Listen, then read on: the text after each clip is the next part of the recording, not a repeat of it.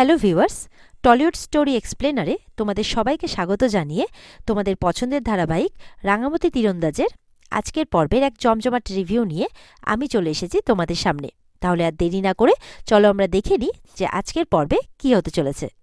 শুরুতে আমরা যেটা দেখতে পাচ্ছি, বোধনরা চলে যাবে বলে ব্যাগ গোছাচ্ছে আর রাঙাকে বলছে যে আমাদের চলে যেতে দে, কারণ আমাদের জন্য তোকে অনেক অপমান সহ্য করতে হচ্ছে।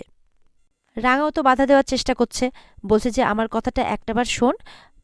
তখন বোধনের বউ বলছে, শোন, অপমানটা তো আমাদের আর কম করেনি, আমরা নাকি সব খাবার খেয়ে নেব। প্রথমে এখানে এসে প্রোগ্রামের ওখানকার লোকজন কথা শোনালো, অপমান করলো, ভাবলাম তোর বাড়িতে এসে একটু তাহলে মান পাবো। ও মা, এখানেও সেই কপাল নেই, এখানেও সবাই এসে যাচ্ছে তাই বলে অপমান করছে। এত লোকেরা ওদেরকে অপমান করেছে যে শহরের লোকের প্রতি তাদের একটা খারাপ দৃষ্টিভঙ্গি তৈরি হয়ে গেছে, তাই তারা আর এখানে থাকতে চায় না। রাঙা তখন চাপাকে কেঁদে কেঁদে বলছে যে আমি তো প্রতিবাদ করলাম বল। চাপা তখন রাঙাকে বলছে তার আর কোনো মানে নেই। বোধন বলছে তুই এসব কি বলছিস? তখন চাপা বলছে একদম ঠিক কথা বলছি। রাঙা তো নিজের মুখে স্বীকার করছে যে ও এ বাড়ির কাজের লোক, বাড়ির বউ হলে তো আর নিজেকে কাজের লোক বলতো না। তাই রাঙাকে বলছে যে তোর আর আমাদের মান ভাঙাতে হবে না, আমাদের এখান থেকে চলে যাওয়াটাই ভালো হবে। রাঙা তো খুব করে হাত জোর করে অনুরোধ করছে। তখন সেখানে একলব্য আর তার মা আসে। একলব্যর মা এসে বোধনকে বলছে তোমরা এখান থেকে কেউ কোথাও যাবে না, আমরা তো বলছি যা বলার। হ্যাঁ, ওরাও তোমাদেরকে অপমান করেছে, কিন্তু তার যোগ্য জবাবটাও তো আমরা দিয়েছি, তোমরা কেন চলে যাচ্ছ?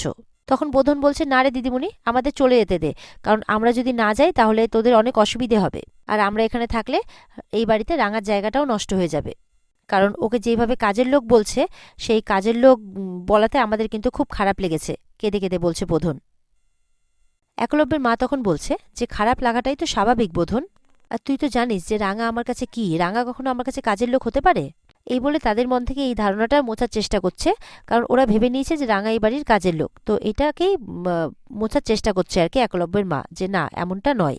এরপরে একলব্য বলছে যে আমার মা যখন তোমাদের ওখানে ছিল তখন তোমরা যেভাবে আমার মায়ের যত্ন আত্তি করেছো, তার কাছে তো এটা কিছুই নয়। তার জন্য কয়েকদিনের খাওয়ার কি, আমরা যদি সারা জীবনও তোমাদের জন্য কিছু করি তো সেটাও অনেক কম হবে। একলব্য বলছে তোমাদেরকে নিজেদের আত্মীয় মনে করে তোমাদের আতিথেয়তা করতে আমাদের খুব ভালোই লাগছে। তাছাড়া এই বাড়িটা মা বাবার, মা বাবা যা সিদ্ধান্ত নেবে তাই হবে, তো এখানে অন্যরা কে কি বলল তাতে কিচ্ছু কারো এসে যায় না। এই বলে যখন তারা খুব করে অনুরোধ করছে, তখন বুধন বলছে আচ্ছা বাবা ঠিক আছে, তোরা যখন এত করে অনুরোধ করছিস তখন আমরা এখানেই থাকছি। এটা শুনে তো একলব্যের মা, একলব্য, রাঙামতি খুব খুশি হয়ে যায়। রাঙামতি তো কাঁদতে কাঁদতে একলব্যের মাকে জড়িয়ে ধরে আর মা মা বলে কাঁদতে থাকে। অন্যদিকে দেখা যাচ্ছে বৃন্দা সাত্তকীর মধ্যে কথা হচ্ছে। বৃন্দা সাত্তকীকে তার বউকে ফেরত আনতে বলছে আর বলছে সেও এই কম্পিটিশনে অংশ নিতে পারে।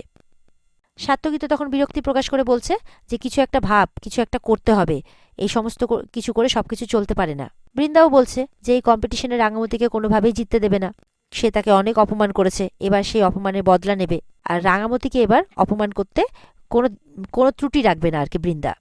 এদিকে একলব্যের মা বলছে বোধনদের যে আমি জানি তোদের খুব খারাপ লেগেছে, আর রাঙা যেহেতু এই কম্পিটিশনে তোদের হয়েই প্রতিনিধিত্ব করছে, তাই তোদেরও উচিত এখানে রাঙামতিকে সাপোর্ট করা। এরপরে একলব্যের বাবা আসে।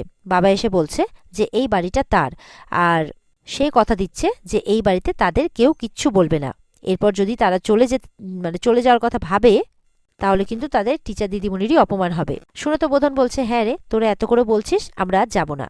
এদিকে তো দেখা যাচ্ছে যে কম্পিটিশনের জন্য বৃন্দা শাড়ি, লেহেঙ্গা, অনেকগুলো ড্রেস পোশাক কিনে রেখেছে। একজন ডিজাইনারকেও ডেকেছে, সেই ডিজাইনার তাকে ড্রেস দেখিয়ে দেখিয়ে বলছে যে এটা তুমি এই এই এই রাউন্ডে পড়ো, ওটা তুমি ওই রাউন্ডে পড়ো, এগুলো চলছে আর কি। সেই সময় দেখা যাচ্ছে দরজার আড়াল থেকে চাপা উঁকি মারছে। চাপা তো কোনোদিনও এত জাঁকজমকপূর্ণ শাড়ি কাপড় এইগুলো সব এলাহি ব্যাপার দেখেনি, তার কিন্তু একটু লোভ আছে। সে বলছে বাবা, এত সুন্দর শাড়ি, ঝলমলে শাড়ি, এত গয়না আমি তো আগে কখনো দেখিনি। তো বৃন্দা তো যখন নিজের সমস্ত কিছু নিয়ে প্রিপারেশন নিচ্ছে, এটা ওটা দেখছে, তখন আয়নাতে চাপাকে দেখে নেয়। তখন দেখে বলছে এই শোন শোন, তুই এখানে কি করছিস? চাপা তো তখন পালিয়ে যাচ্ছে, বলছে এই শোন। তখন চাপা ভেতরে আসে, বলে তুই এখানে কি করছিস? চাপা বলছে আমার না আসলে এই শহরের এত জাঁকজমকে, এত সুন্দর সুন্দর শাড়ি গয়না, এগুলো না আমার খুব ভালো লাগে। তখন বৃন্দা মনে মনে বুঝতে পারছে যে এর মনে মনে হচ্ছে একটু লোভ আছে, এই লোভটাকে আমাকে রাঙার বিরুদ্ধে কাজে লাগাতে হবে। তখন বৃন্দাকে বলছে আচ্ছা ঠিক আছে, তুই এখন যা। বৃন্দা তো বলছে তুমি কিন্তু রাঙা দিদিকে কিছু বলবে না, বলে আচ্ছা ঠিক আছে বলবো না, তুই যা এখন। তখন যখন চলে যাচ্ছে চাপা, তখন সেখানে রাঙা আসে। রাঙা এসে তো বৃন্দাকে দেখে মানে চাপাকে দেখে অবাক, কি ব্যাপার, বৃন্দা মানে বড় বৌদির ঘরে চাপা কি করছে? তখন বৃন্দা কথাটা ঘুরিয়ে বলে ও একটু ভুল করে চলে এসেছিল আর কি। তখন একটু হলেও কিন্তু রাঙা বুঝতে পারে। তারপর সেখান থেকে চাপাকে নিয়ে চলে যায়। চলে যাওয়ার আগে বৃন্দার সাথে রাঙার কিছু কথা হয়। বৃন্দা বলছে, দেখ দেখ রাঙা, আমি এত কিছু প্রিপারেশন নিচ্ছি, এত কিছু কিনেছি, তো তুই কিছু কেনাকাটা করেছিস নাকি ভাবছিস যে রেগুলার যেগুলো শাড়ি কাপড় পরছিস সেই শাড়ি কাপড়গুলো পরে স্টেজে উঠবি? হ্যাঁ, তাতে একটা জিনিস প্রাধান্য পাবে, তুই যে কাজের লোক সেই কাজের লোকের ব্যাপারটা একটু বড় করে প্রাধান্য পাবে আর কি, আর কাজের লোকেরাও সম্মান পাবে। রাঙা বলছে, আমার জন্য যদি শহরের সমস্ত কাজের লোকেরা সম্মান পায় তাহলে তোদের মতো বিবিরাই তো চুপ করে যাবি রে, তোদেরই অবস্থাটা খারাপ হয়ে যাবে। যাদের তুই গেও ভূত কাজের লোক বলছিস তারা কিন্তু তোদের থেকে কোনো অংশে কম যায় না, বুঝতে পেরেছিস? তো যাই হোক, রাঙা শেষ পর্যন্ত অল দ্য বেস্ট বলে চলে যায় বড় বৌদিকে। বড় বউ বলছে, বাবা, যার পেটে বিদ্যে নেই সে আবার ইংরেজিতে বলে চলে গেল আমাকে। এরপরে তো বাইরে এসে তখন চাপাকে ওই বোধানো বকবকি করছে, আর রাঙাও কথা বুঝিয়ে দিচ্ছে ভালো করে। তখন সেখানে একলব্যের মা আসে, বলে, আচ্ছা আচ্ছা, অনেক বকাবকি হয়েছে, আর নয়, এবার তোকে আমার সাথে কেনাকাটা করতে যেতে হবে। ওখানে কিন্তু অনেকগুলো রাউন্ড হবে। রাঙা বলছে, হ্যাঁ, প্রত্যেকটা রাউন্ডে না আমি ভেবে রেখেছি কি বানাবো, আমাদের গ্রামের স্টাইলে আমি এই রাউন্ডে এটা বানাবো, ওই রাউন্ডে এটা বানাবো, এরকমভাবে বলছে। বলছে যে এখানে তো সবাই শহরের লোক শহরিভাবে রান্না করবে, তো আমি ভেবেছি একটু আমাদের ওখানকার রান্নাগুলো ওখানকার কায়দায় একটু করে দেখাবো, একটু অন্যরকমভাবে।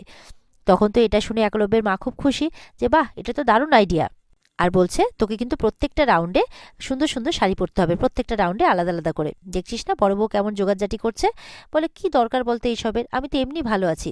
বলছে, না রে, এই দেখ, আক্কু কার্ড দিয়ে গেছে, বলেছে রাঙার যা যা দরকার সব যাতে এখান থেকে কিনে নেওয়া হয়।